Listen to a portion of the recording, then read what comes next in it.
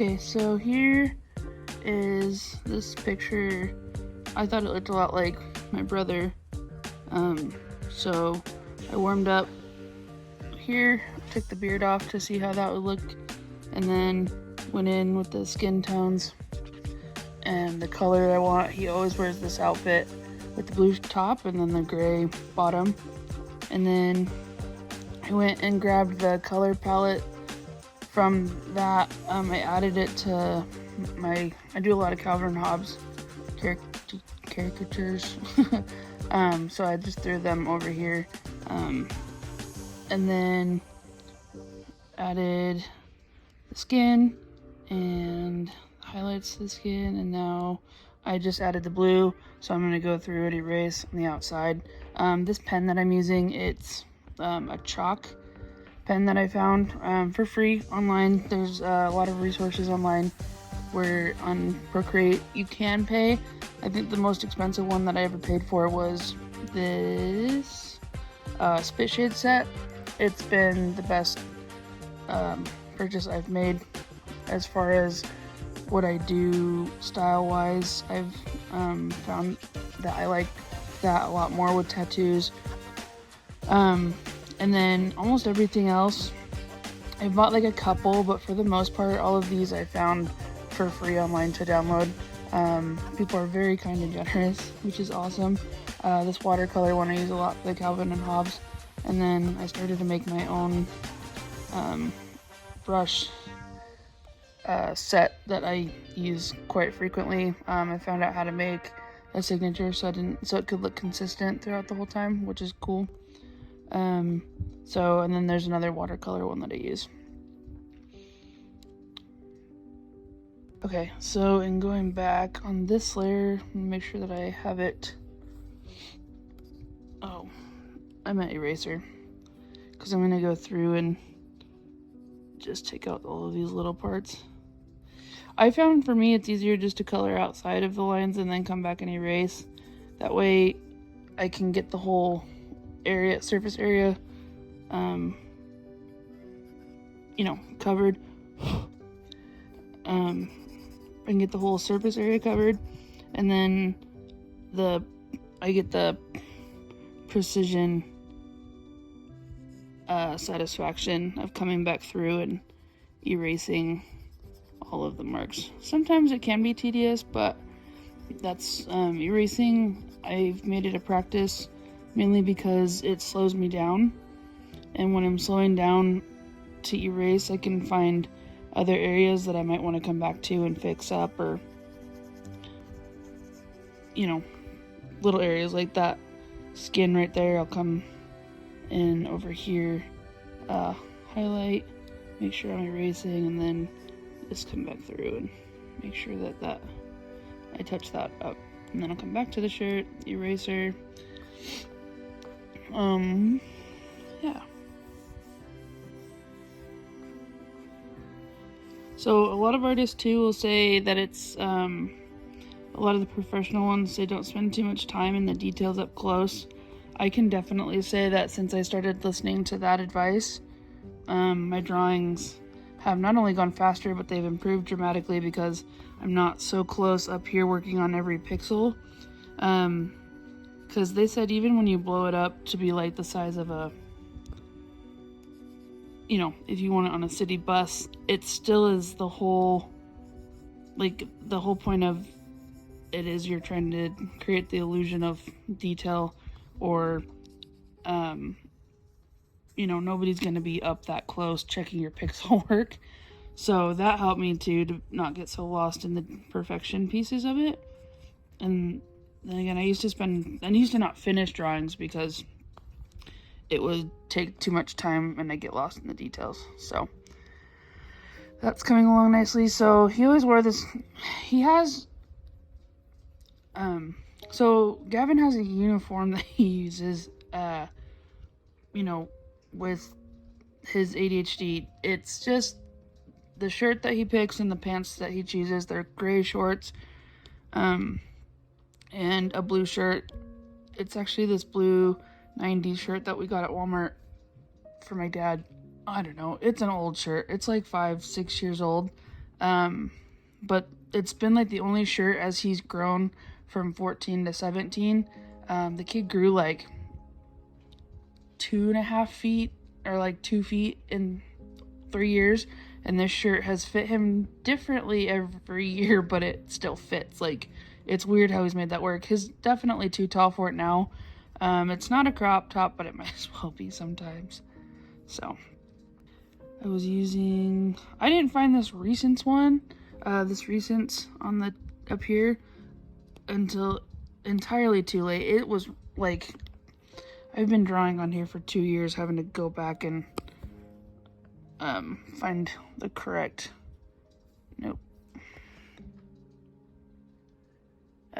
brush. Okay, I'm gonna actually look at here first. Oops.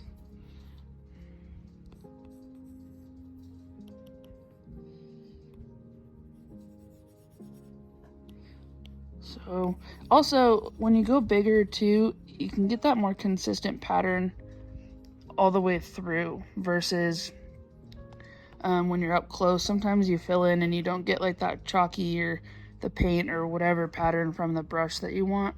So you really want to make sure that if that's what you're going for, you don't have to be so close in details. And like I said, that's why I like just filling it in, getting that consistent pattern all the way through, and then coming back through and erasing. Because then it's in the erasing where I get to be a little bit more precise, and then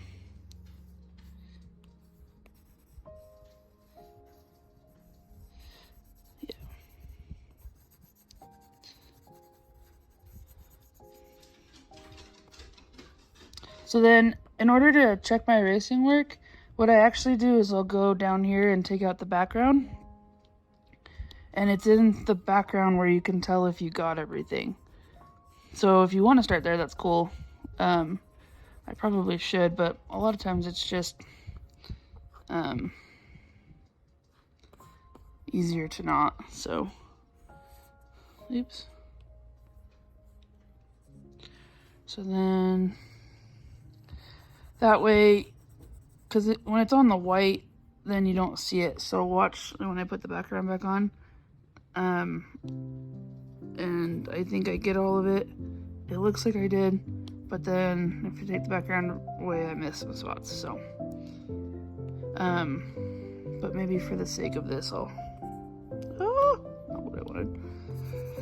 I also like to color in different layers so that I don't have to be careful about erasing or going, like going over in that spot and then erasing all my other work. At the end, I will put all of the layers together, but as far as right now, that's what I got. So then when it's in, you take the background in, then you can see how those, like where that needs to come off. So I'll come back to the skin, and because I don't want it out of those lines. It doesn't necessarily have to fill in all of it, but like, see over here, just cleaning it up a bit. Up here too.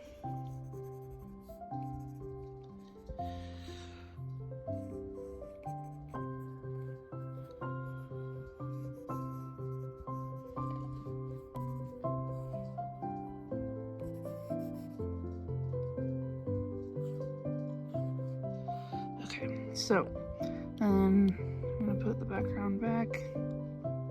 Okay, so I'm gonna go ahead and add in the mouth. I'm gonna make sure I come back to the brush. I can't stress this enough how easy it is to get lost in the back and forth. But if you can just remember, like, it's gonna be the basics of,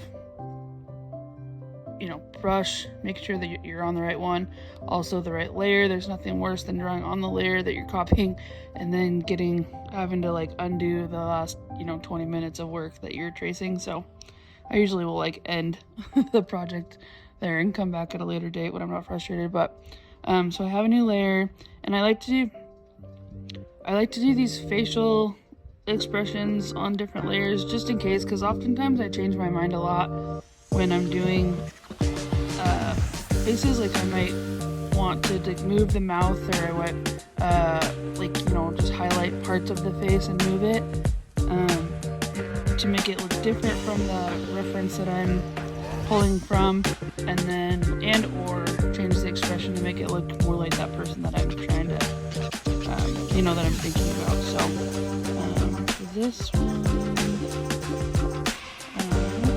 what color this was, let me go ahead and make this hydro up to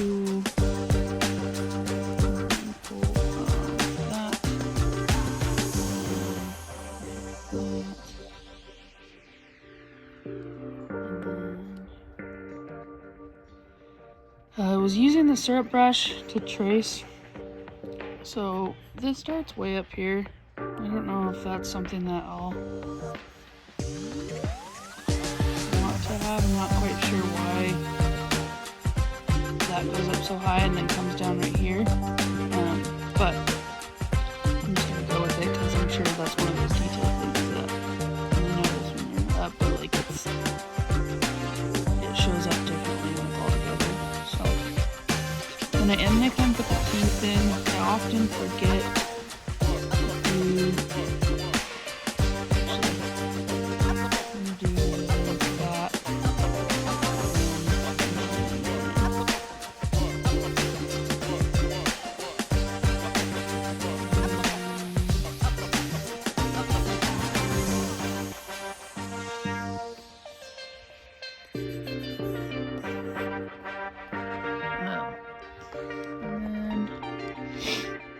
So the reason I filled in the teeth now, because then I'll combine them, but oftentimes when I like, it's at a much later time, but I'll come in and remove the background, and then there's always, you know, they're not, either the teeth are there or they're hollow, and I'll have to go in and fill it, and it's not that big of a deal, but it just saves time if you can do it all as you're doing it. But yeah, so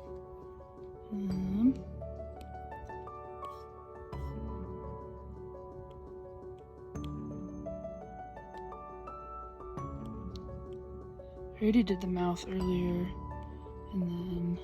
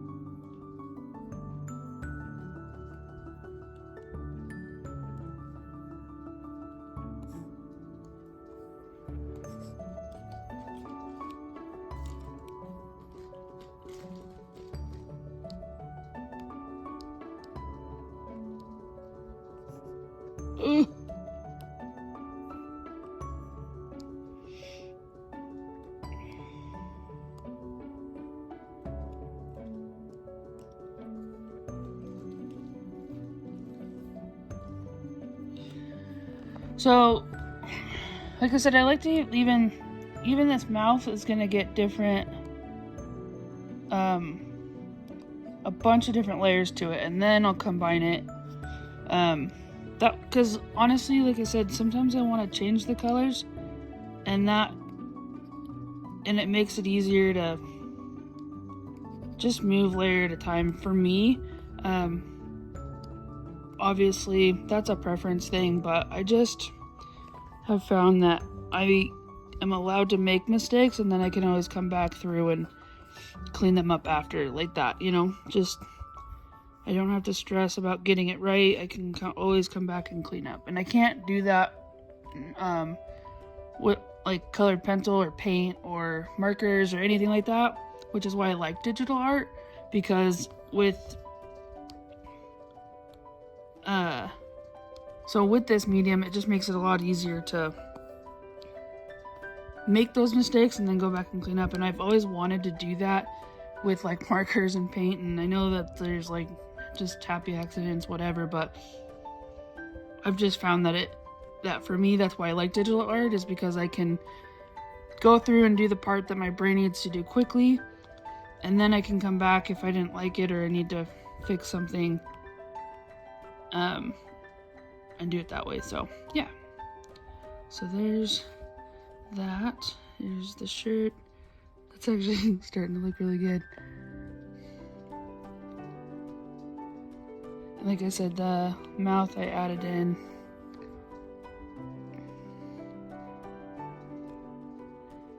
And then I think I'm gonna go in and add hair over here because he very much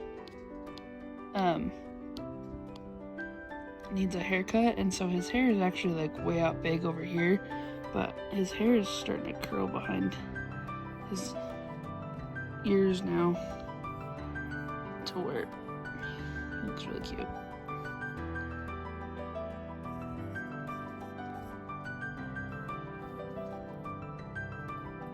Back here.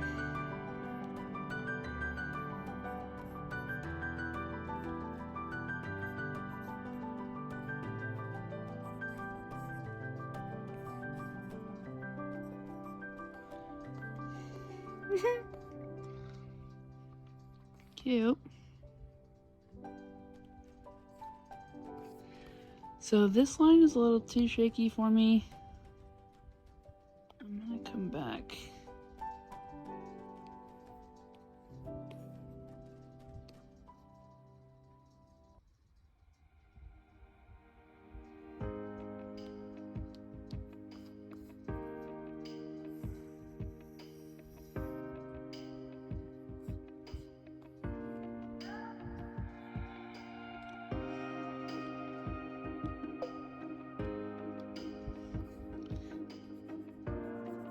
Because remember, this was covering the beard, so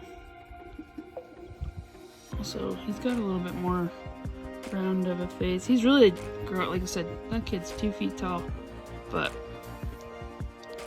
I wanted to make sure I'm going through and fixing. This is the part where I go through and fix stuff. So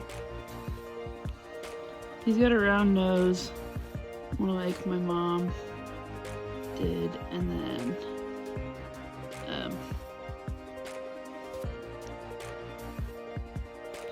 I just made that worse, so I'm gonna take that back. Cute. That looks just like him. Let me know what you guys think. Actually, I should do one of those reveal pictures. So I like the mouth there. I'm gonna combine that. I like the little hairs there, so I'll combine that. The pants, you know, for the color. The skin, that all turned out perfectly. So if I like something, you know, I'll go ahead and put it back. So one thing that I like to do when I'm done with the drawing, that I never used to do, but I wanted, if I'm gonna like start collecting and see progress and all that kind of stuff. I actually saw another artist do this for Procreate, but I go to Canvas and then Canvas information. I do add my picture, that way these are kind of the same across the board, and then I sign my name. So I did actually pay for one. So I did actually pay for one of for a calligraphy signature. It was like the lowest package they had, mainly because I just wanted to see if my name looked, if I liked my name different, if it was in a cool signature. So I started using it for this more. That way, I don't know, just having your own signature on stuff I thought that would make me more of an artist. But the date is going to be on there. And then when you modified it, like date created and then modified, last modified, and then signature and name. That way, like if you do ever make, it's really for people that are like selling templates and brushes. That way they can have their stamp on there. Yeah, so there's that. And then I do, if I ever like wanted to make the video of it, I do like to do this just because it helps with the content creation process. Sometimes it's nice to see that time lapse. So this one actually didn't take very much time, so it's not going to be more than 30 seconds, or yeah, more than 30 seconds. But I will usually download both, so that I have both. So yeah, so there's that. So now, as far as backgrounds go, I struggle a lot with backgrounds. Yes, I could, usually like when I remove the background too, I'll notice that I like my drawings a lot more because there was a white background. So like a lot of times I'll come in here and I'll come at the very bottom of the layer, and then I will brushes that have different paper texture, and like it they have like, you know, like here's the soft watercolor. Yeah, so when you do that you can see it, but that texture shows up really nice on there, and then it looks like I kind of, you know, if you were to print it, it looks like you meant to do that on the paper. It's not digital or whatever. So that's nice too, where you can have it on like the background. I'm pretty sure that's what that's for. Gold paper looks like.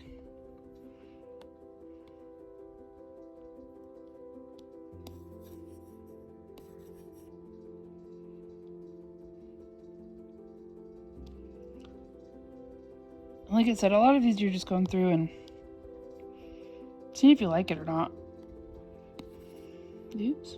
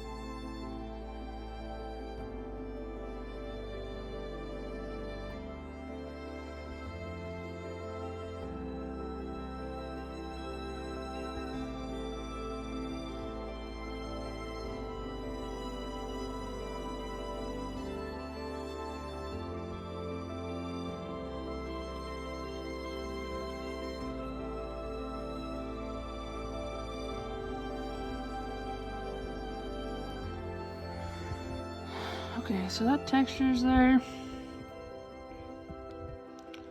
Almost positive one of these has to be over it. Just okay, so depending on the brightness of this picture, I brought over the texture layers. So one is a shadow and one is a sheen. And they're both supposed to be over the picture. So if I want that texture to show up, I lose a little bit of my brightness with this photo, but it's not terrible. And I can always change the opacity on it. Just to even add a little bit, I think would be cool. But like I said, that's just like if think of it like painting and the varnish on top. So like this is if you weren't to have either of those, if you know that varnish, so those colors come out a little bit more bright, and this is if you were to like paint that chalk like on that canvas. So for this one, I actually think that I'm going to move them under my character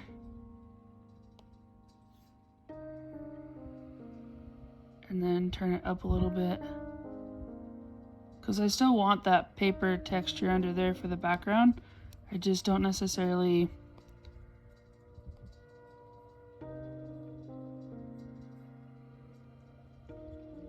want it over him, because I like the bright. So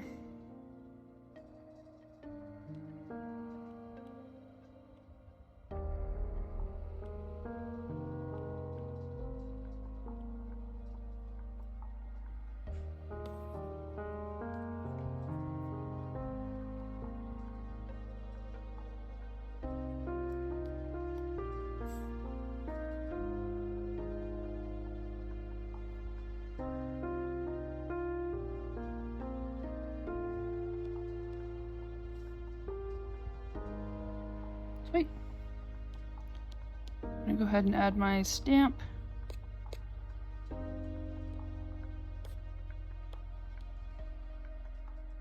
Go ahead and add my stamp now.